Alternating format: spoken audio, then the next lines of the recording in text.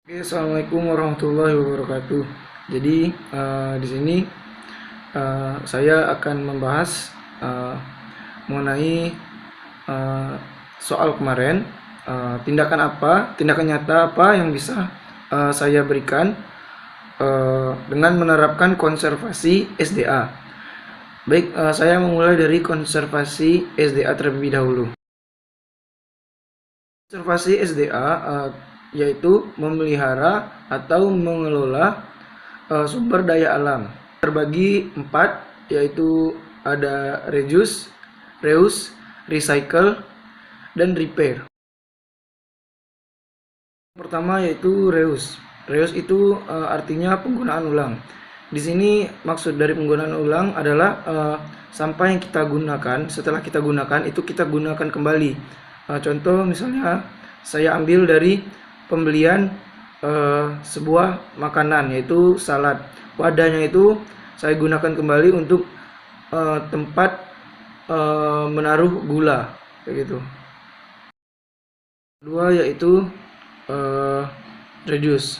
Reduce di sini artinya penanggulangan sampah dengan cara mengurangi pemakaian.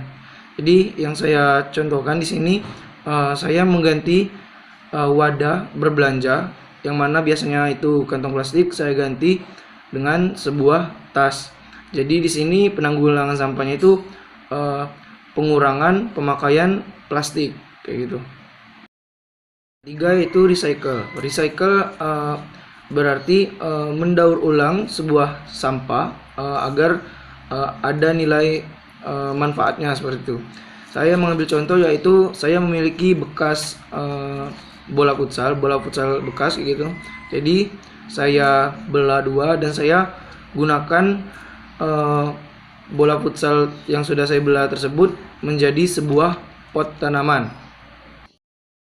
Yaitu repair. Repair di sini artinya memperbaiki.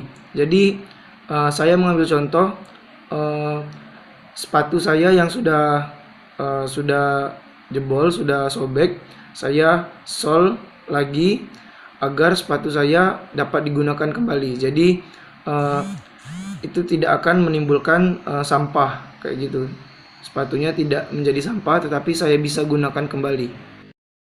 Mungkin itu saja yang dapat saya sampaikan mengenai tindakan nyata apa yang bisa saya lakukan dengan menerapkan konservasi SDA, yang mana ada 4 tadi.